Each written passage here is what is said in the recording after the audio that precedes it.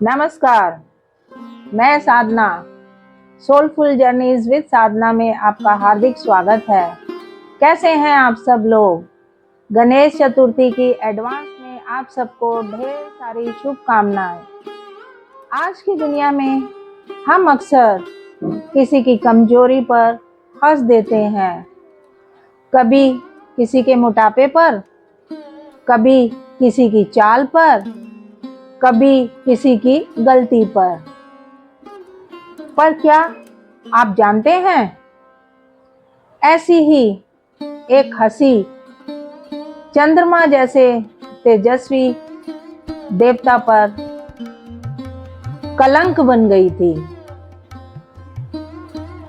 हाँ, यही कथा है।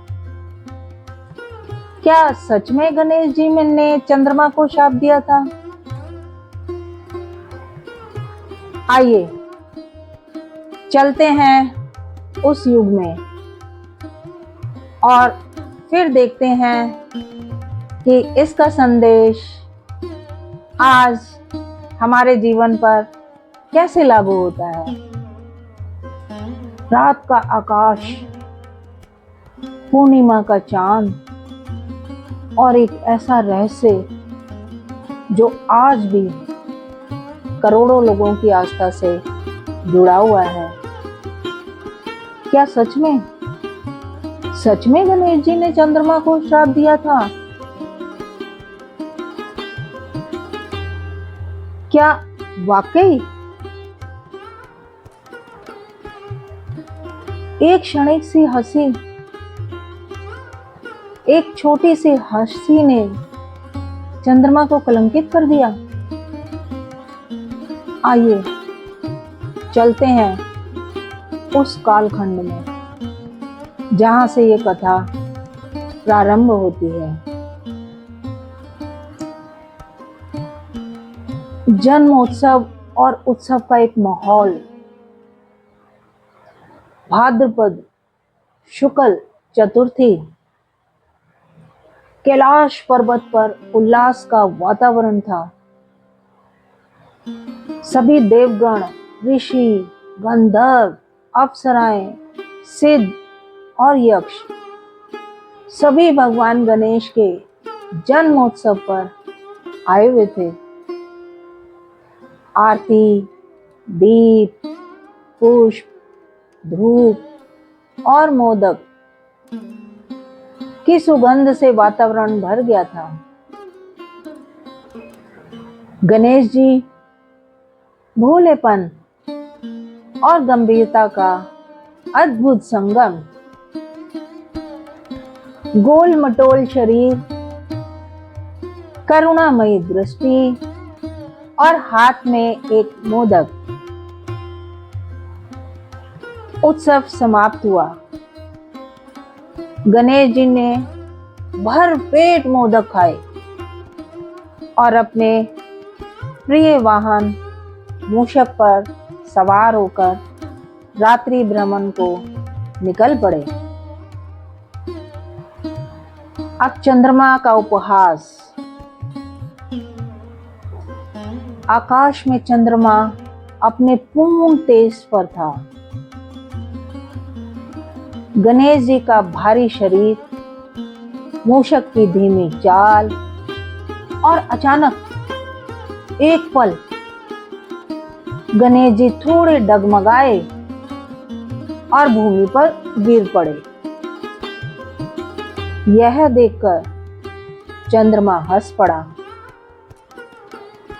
उसकी हंसी धीरे धीरे उपहास में बदल गई।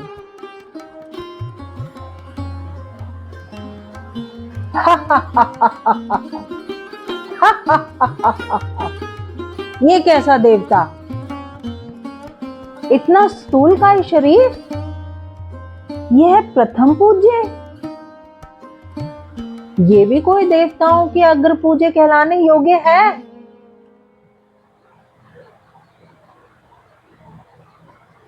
गणेश जी का क्रोध और श्राप। गणेश जी के विशाल नेत्र क्रोध में लाल हो उठे। उनका स्वर आकाश को चीर गया।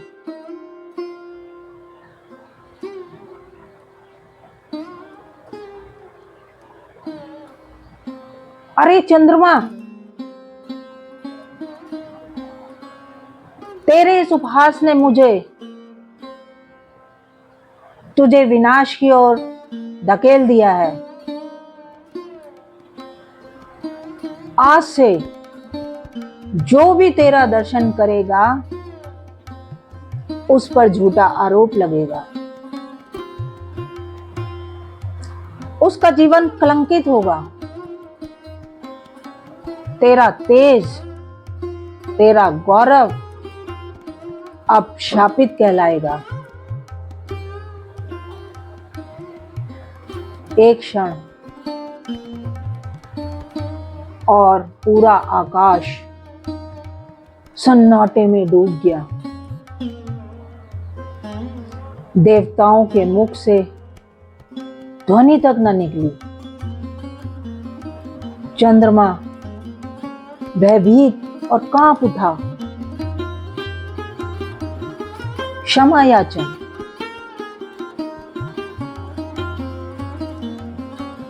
चंद्रमा रो पड़ा और तुरंत गणेश जी के चरणों में गिर पड़ा। देवताओं ने भी निवेदन किया,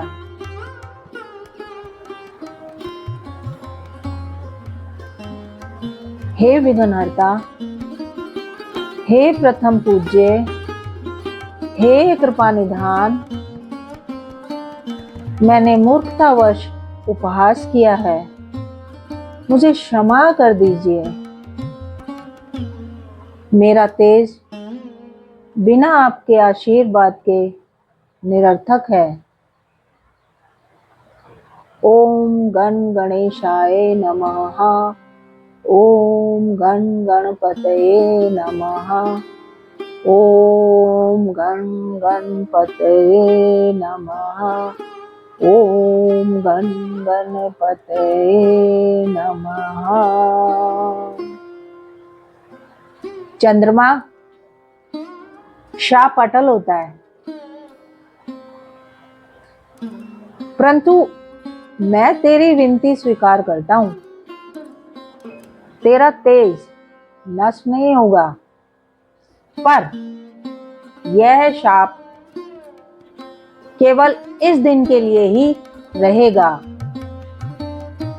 भाद्रपद शुक्ल चतुर्थी को जो भी तेरा दर्शन करेगा उस पर झूठे आरोप लगेंगे, परंतु जो भक्त इस दिन मेरा पूजन कर कथा श्रवण के बाद तेरा दर्शन करेगा वह इस दोष से मुक्त होगा। अब इस कथा को आज के संदर्भ में जानते हैं। और तभी से भाद्रपद शुक्ल चतुर्थी के दिन चंद्र दर्शन वर्जित माना जाता है, क्योंकि ये दिन वही है जब गणेश जी ने चंद्रमा को श्राप दिया था। इस दिन को कलंक चौथ भी कहा जाता है। आज भी मान्यता है कि इस दिन चंद्र दर्शन करने से मिथ्या कलंक लगता है, और उसी का उदाहरण है श्री कृष्ण पर स्मयंतक मणि का कलंक, जो इसी शाप के कारण हुआ। अब सोचिए, यह कथा केवल देवताओं की नहीं बल्कि हमारे जीवन की भी है। आज हम किसी सहकर्मी की गलती पर ऑफिस में हंस देते हैं, कभी किसी मोटे व्यक्ति पर मजाक उड़ाते हैं, कभी किसी गरीब या कम पढ़े लिखे इंसान को नीचा दिखाने की कोशिश करते हैं, उस समय हमें लगता है कि ये हंसी हल्की सी है, पर सच में वो हंसी किसी के आत्मसम्मान को चीर सकती है और उसका फल हमें भी किसी दिन कलंक की तरह झेलना पड़ सकता है। सोचिए, आज सोशल मीडिया पर किसी की फोटो, किसी की गलती को मीम बनाकर उड़ाना, क्या ये भी वैसा ही उपहास नहीं है जैसा चंद्रमा ने किया था? और जब ऐसे मजाक से किसी की जिंदगी बर्बाद हो जाती है, तो क्या ये शाप से कम है? हाँ, सच है कि गणेश जी ने चंद्रमा को श्राप दिया था, पर उस शाप का संदेश आज भी जीवित है, हमें याद दिलाने के लिए कि उपहास कभी किसी के लिए मजाक नहीं होता। हंसी अगर अपमान बन जाए ना, तो उसका परिणाम बहुत भारी होता है। इसीलिए अगर आप किसी को देखें तो उसकी कमी पर कभी मत हंसिए, बल्कि उसकी अच्छाई खोजिए। यही गणेश जी की कथा का असली सार है।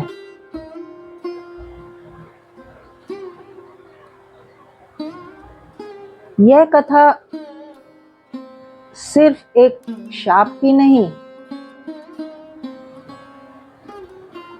यह जीवन का संदेश है। अहंकार, उपहास और घमंड स्वयं के तेज को नष्ट कर देते हैं, जबकि क्षमा, विनम्रता और भक्ति हमें कलंक से मुक्ति दिलाते हैं। और इसी से सिद्ध होता है कि गणेश जी ने जब ये श्राप चंद्रमा को दिया, तो उसके साथ हम सबको यही सीख दी कि क्षमा दान करें, विनम्र रहें, अहंकार और घमंड को छोड़ दें। इस सोलफुल जर्नी को अंत तक देखने के लिए आपका धन्यवाद दिल से। यदि इस यात्रा में आपके मन को स्पर्श किया, तो एक लाइक हमारे लिए आपका स्नेह, एक शेयर हमारे लिए आपका उत्साह और एक कमेंट हमारे लिए आपकी प्रेरणा है। परंतु सबसे बड़ा आशीर्वाद आपका सब्सक्राइब है, क्योंकि जब आप सब्सक्राइब करते हैं, आप केवल दर्शक नहीं रहते, बल्कि इस यात्रा के सह यात्री बन जाते हैं। और वह छोटी सी घंटी आपके लिए अगले संदेश की पहली पुकार होगी। हमारी ये यात्रा यहीं नहीं रुकती, अगले पड़ाव और भी गहरे और भी सुंदर हैं। तो जुड़े रहिए सोलफुल जर्नीज विद साधना के साथ, क्योंकि यात्रा अभी जारी है। फिर मिलेंगे, तब तक स्वस्थ रहिए, मस्त रहिए और व्यस्त रहिए। ओम गण गणपते नमः।